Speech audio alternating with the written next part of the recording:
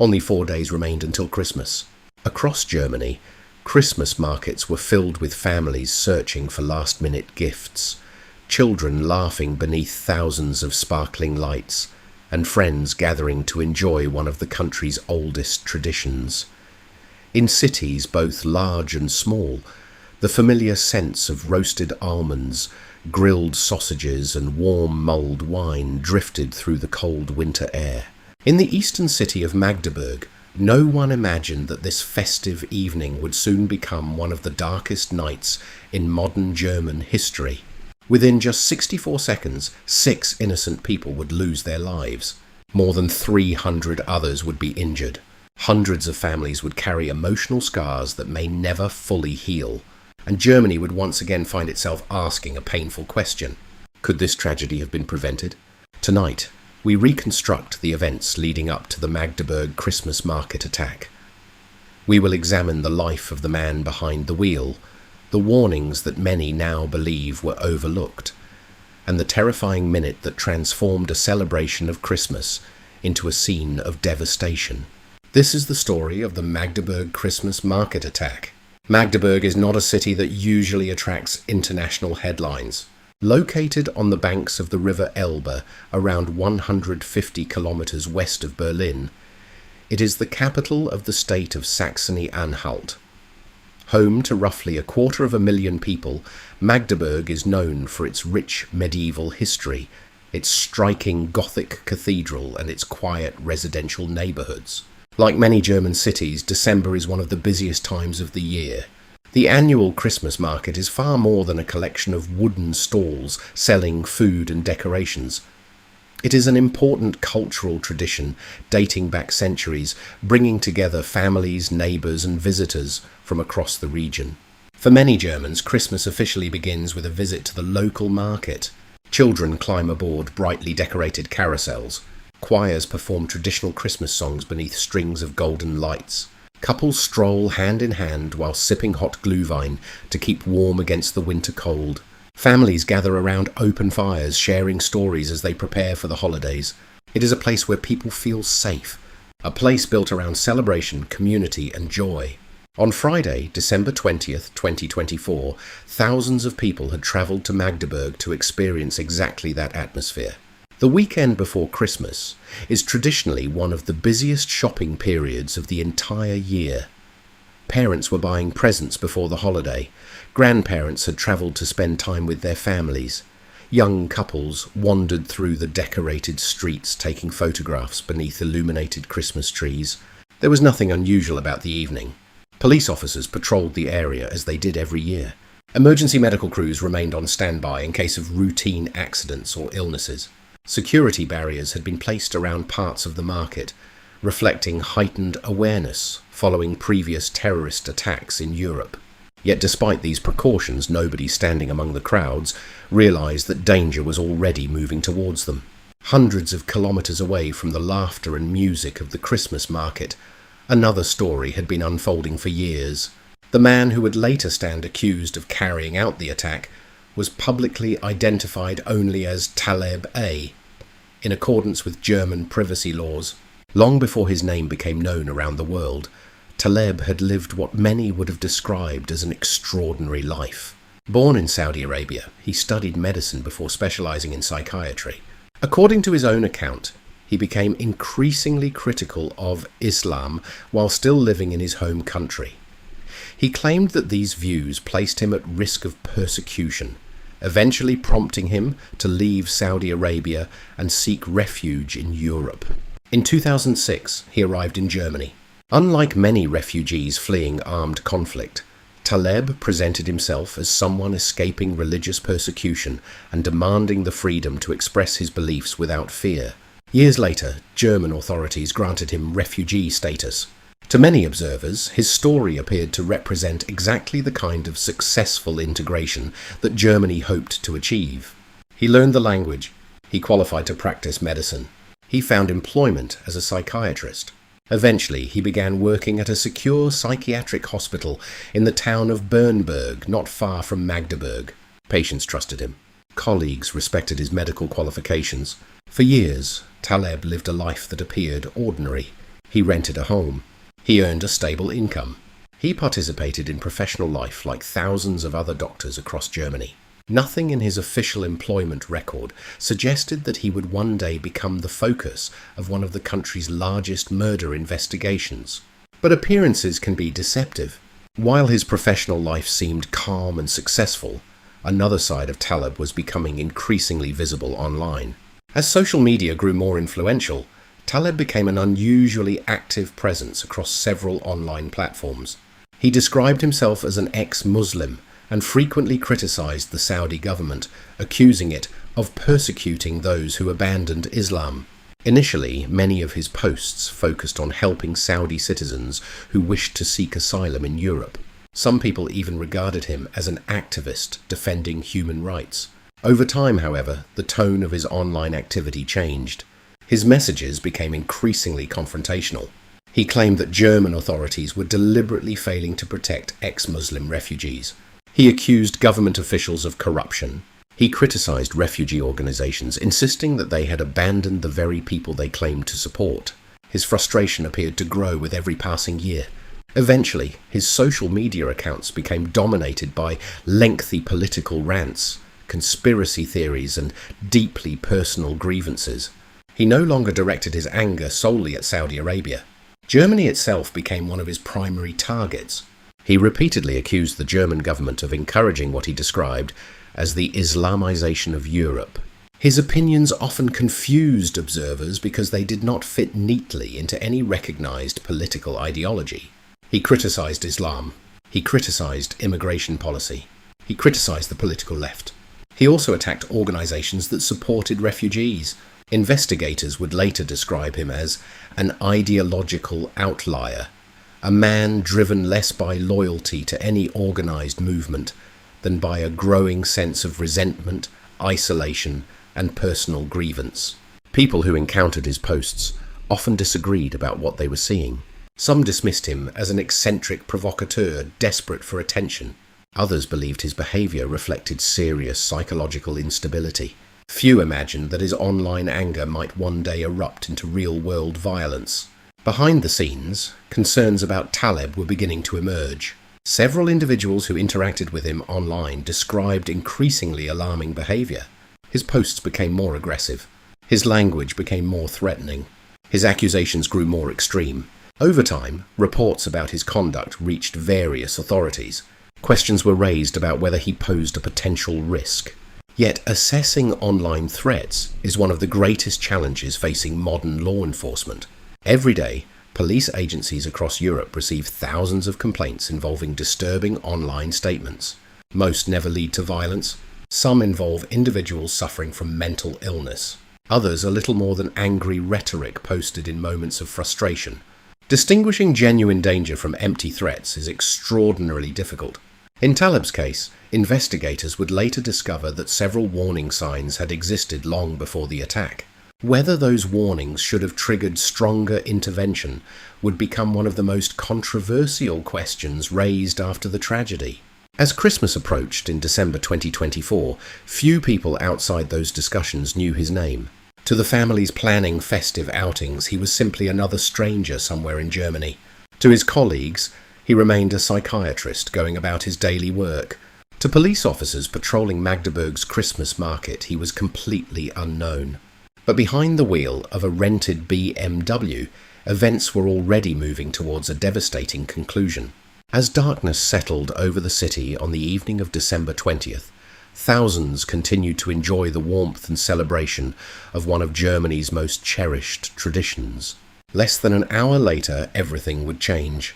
The weeks leading up to Christmas passed much like any other winter in Germany. Across the country, Christmas markets opened their gates to millions of visitors. For many communities, these markets represented far more than seasonal entertainment.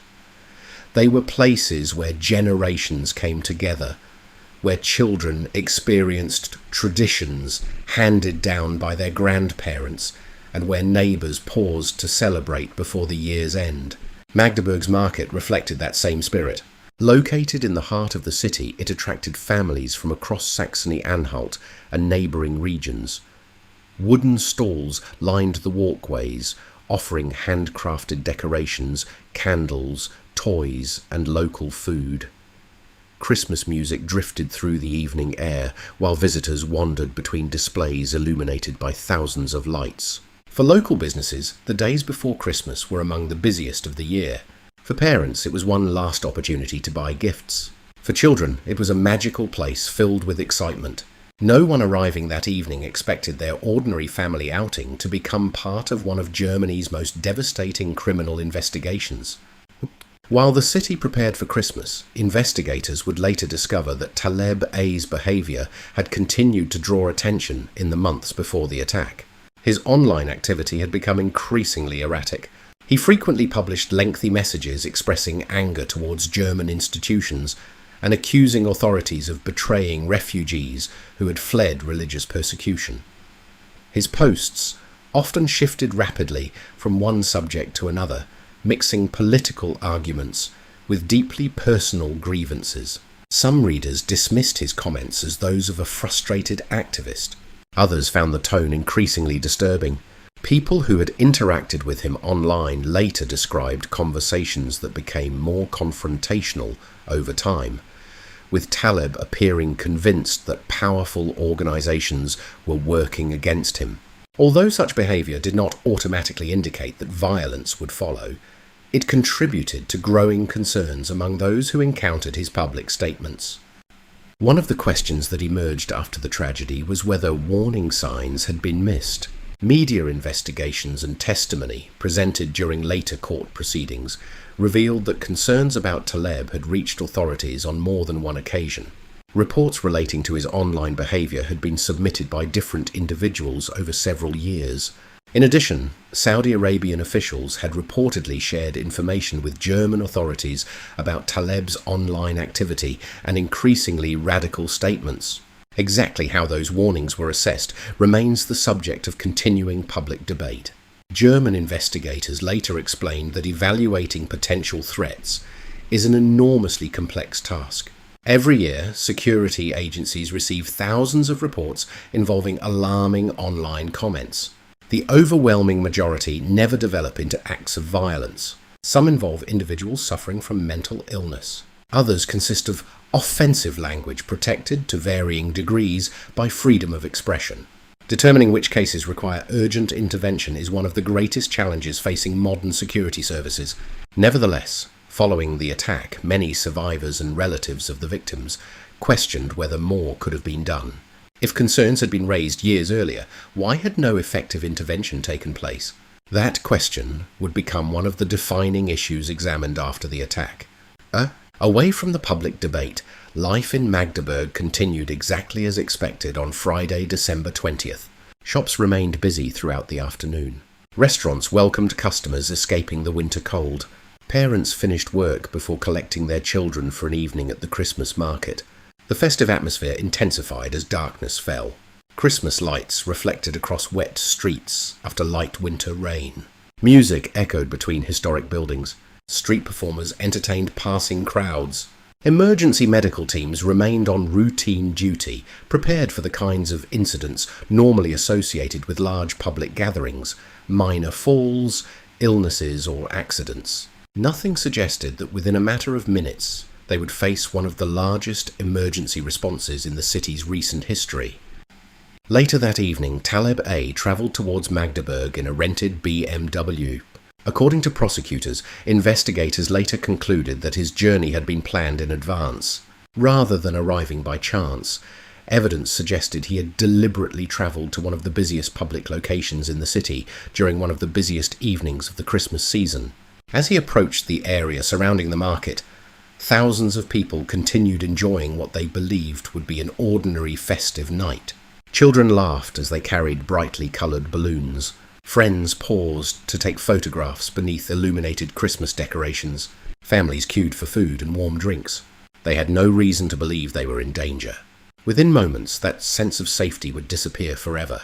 In the next part of this documentary, we will examine the timeline of the attack itself, the immediate emergency response, and the extraordinary courage shown by police officers, paramedics, and ordinary members of the public who risked their own safety to help complete strangers during one of the darkest nights in Magdeburg's history.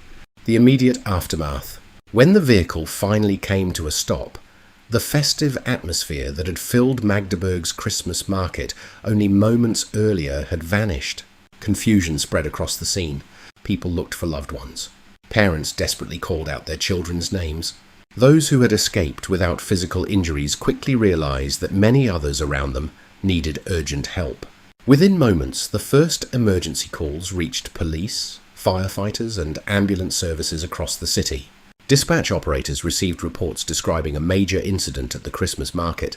Because the information arriving at the control center was incomplete and changing rapidly, emergency services initially had to prepare for several possible scenarios.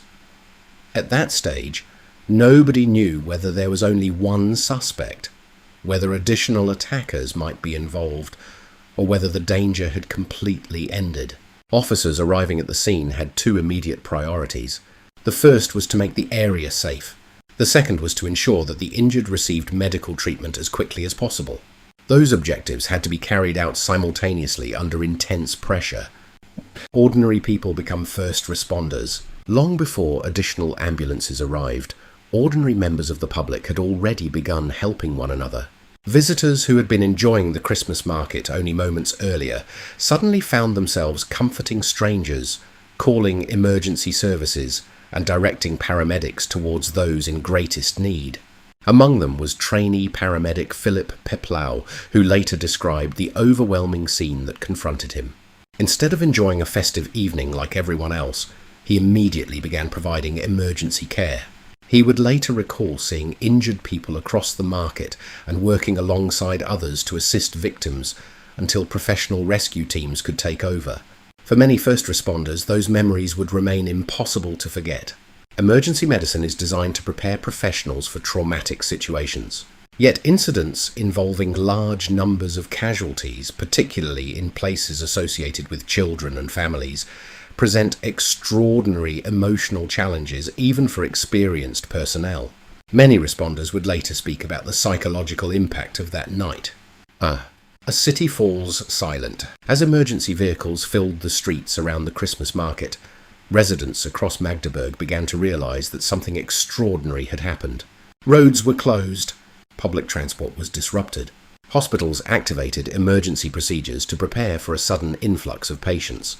Doctors, nurses, and surgeons were called in from home. Blood donation services urged people to come forward if needed. Inside the hospitals, medical teams worked through the night, treating injuries ranging from relatively minor wounds to life-threatening trauma. For countless families, the following hours became an agonizing wait for information. Telephone lines were overwhelmed. Relatives searched social media for updates. Friends contacted one another, hoping to confirm that everyone had made it home safely. For some families, the news they eventually received would change their lives forever. Germany wakes to tragedy. By the following morning, the scale of the attack had become clear. Authorities confirmed that 6 people had lost their lives, including 9-year-old Andre Gleissner, the youngest victim. 5 women, ranging in age from 45 to 75, were also among those killed. Hundreds of others had suffered physical injuries, while many more would carry lasting psychological trauma. Messages of sympathy arrived from across Germany and around the world. Flags were lowered. Churches opened their doors for prayer and reflection. Flowers, candles, and handwritten messages quickly appeared near the Christmas market as residents gathered in silence to remember those who had died. The attack had not only affected the victims and their families, it had shaken an entire nation during what is traditionally one of the most peaceful periods of the year. The investigation begins. Even as emergency crews continued their work, investigators were already beginning one of the largest criminal inquiries in the history of Saxony-Anhalt. Police secured the scene and collected evidence throughout the night. Detectives worked to establish a clear timeline of events, identify witnesses, and examine every available source of information. At the same time, specialists began reconstructing the suspect's recent movements, communications, and online activity to determine what had led to the attack. Very quickly, investigators reached an important conclusion. At that stage of the investigation, they found no evidence that the suspect had acted as part of a larger organized group. Instead, attention increasingly focused on understanding the individual himself, his background, his motivations, and whether opportunities to intervene had existed before the tragedy occurred. Those questions would dominate public discussion for months. And when the trial finally began, Germany would learn far more about the man whose actions had left 6 families grieving and a nation searching for answers. The investigation turns to one man. Within hours of the attack, investigators had identified the suspect. The man taken into custody at the scene was a 50-year-old Saudi-born psychiatrist who had lived in Germany for nearly 18 years. To many people, the revelation was almost impossible to comprehend. He was not someone who had recently arrived in the country. He was not unknown to German society.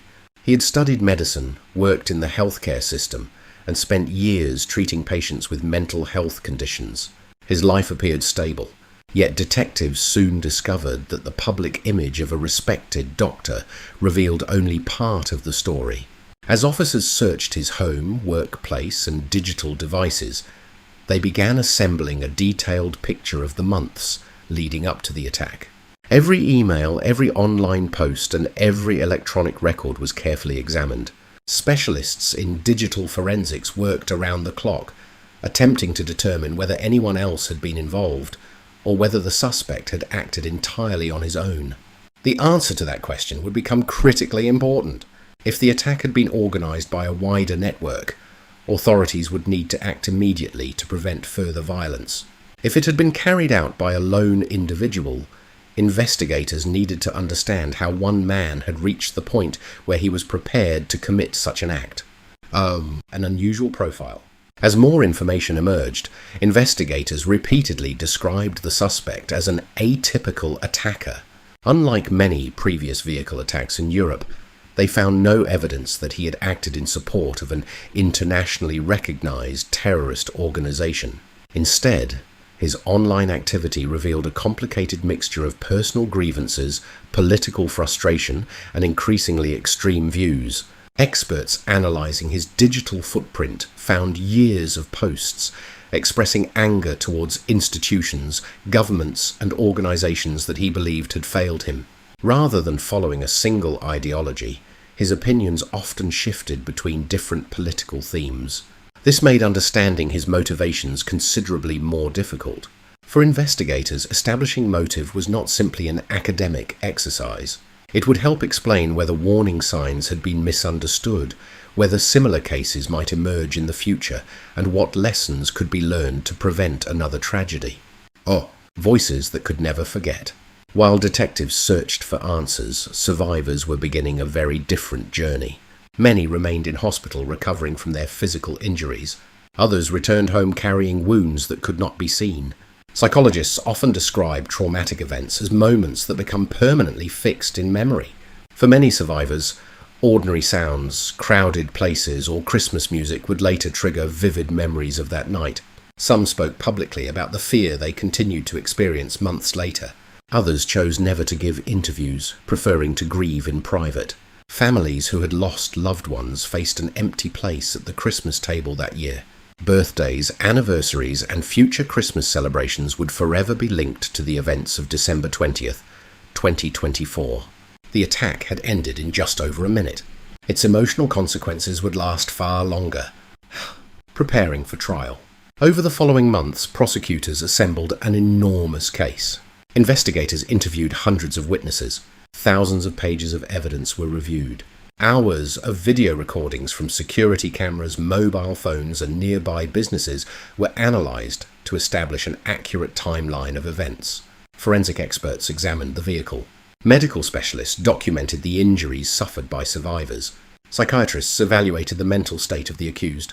Each piece of evidence formed part of a much larger picture that prosecutors would eventually present before the court. When the trial finally opened, it attracted intense public attention throughout Germany. Survivors, victims' relatives, journalists, and legal observers filled the specially prepared courtroom. For many families, the proceedings represented more than a criminal trial. They were an opportunity to understand why their loved ones had been taken from them. Whether those questions could ever be fully answered remained uncertain. But over the months that followed, the courtroom would hear evidence revealing not only what had happened on that December evening, but also the years of decisions and missed opportunities that had preceded it.